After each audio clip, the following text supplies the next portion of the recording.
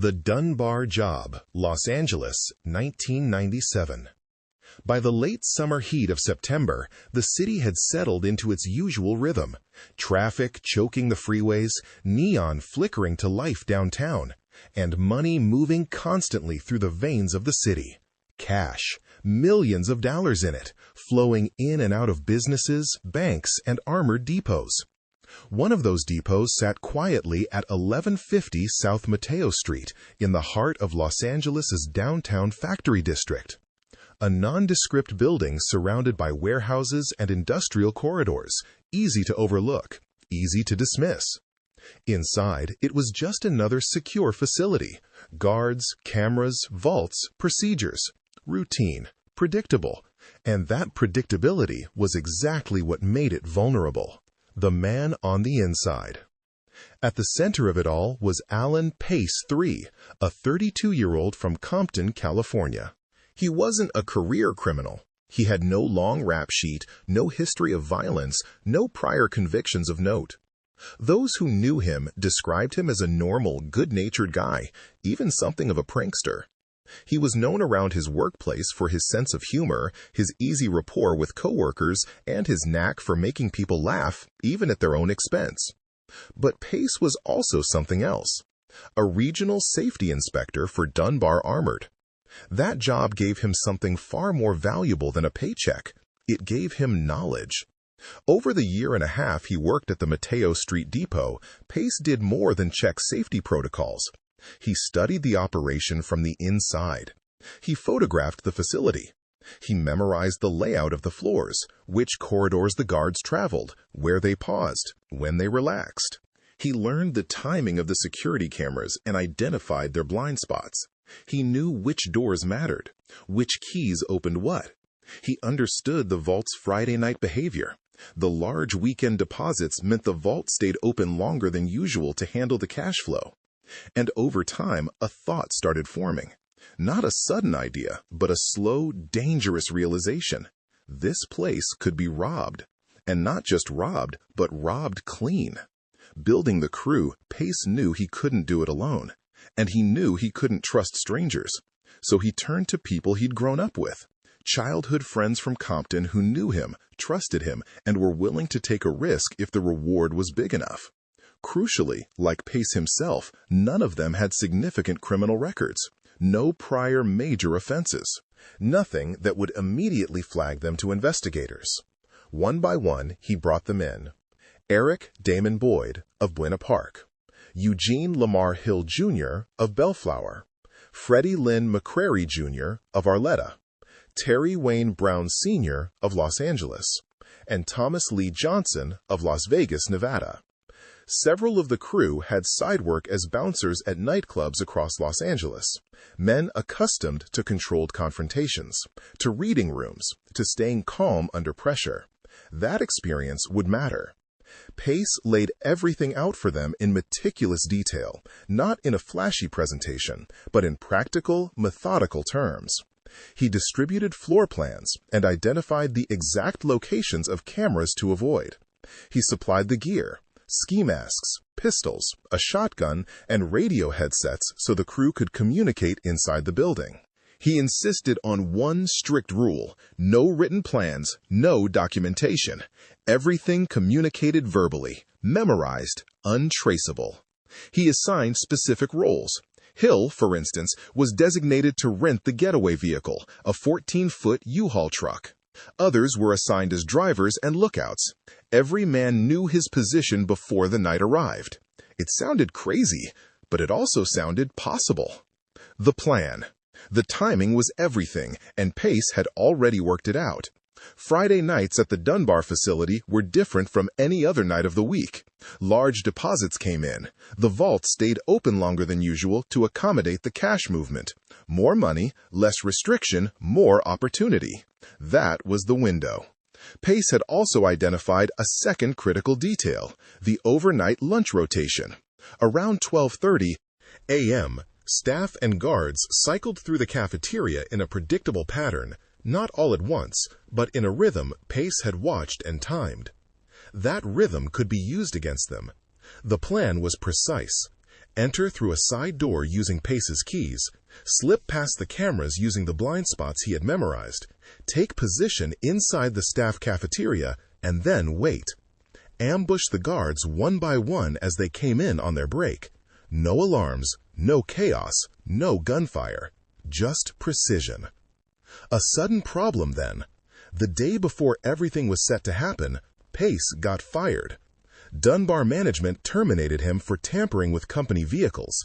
It may have been related to his well-known pranks finally crossing a line, or something more serious. Either way, the outcome was the same. He was ordered to turn in his keys the next day. Without those keys, the entire plan collapsed. There would be no second chance, no way back into the building once they were gone. So Pace made a fast, audacious decision. He kept the keys. And he moved the timeline up immediately. He contacted his crew with a simple, urgent message. We're doing this tonight. The night of the heist, September 12, 1997, a Friday night. The night didn't start at the depot. It started at a house party in Long Beach, a crowded gathering with music, conversation, people flowing in and out. The crew spread out and made themselves visible. They talked to people. They were seen. A living, breathing alibi, constructed in plain sight. Alcohol was avoided. They had more important things on their minds. Then, quietly, one by one, they left, changed into black clothing, put on ski masks and gloves, loaded into Hill's rented 14-foot U-Haul, and drove towards South Mateo Street. Shortly after midnight, technically now September 13th, they arrived. Inside the facility, Pace used his key on a side door. That was the first door, the critical one. Once inside, the crew moved quickly and silently along the routes Pace had memorized, staying within the camera blind spots he had timed and studied during his months at the facility. They reached the staff cafeteria and settled in to wait. At approximately 12:30 a.m., guards began cycling through their lunch breaks. They struck. One by one, as each guard entered the cafeteria, they were confronted.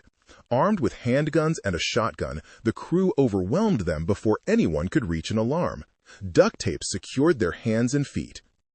Plastic restraints backed it up. Not a single shot was fired. No panic spiraled out of control. Within minutes, every employee on the premises was subdued. Control was absolute. Then came the vault.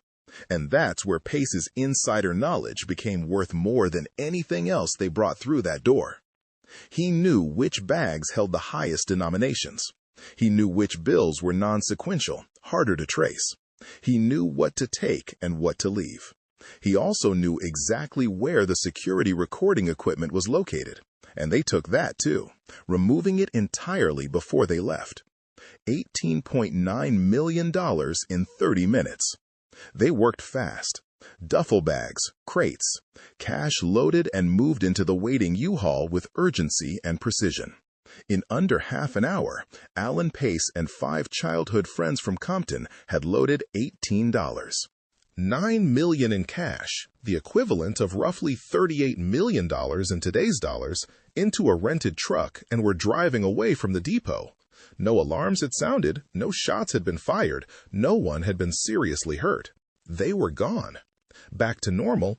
The most surreal part of the entire night, they went back to the party in Long Beach, changed clothes, blended back in, talked to people, as if nothing had happened.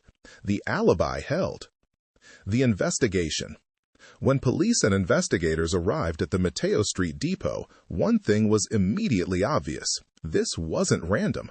This wasn't the work of opportunists. A joint task force was assembled. FBI agents, IRS investigators, and detectives from the Los Angeles Police Department. They combed through the facility for evidence. They found almost nothing. The security recordings were gone. The crew had worn gloves. They had moved carefully, staying in blind spots.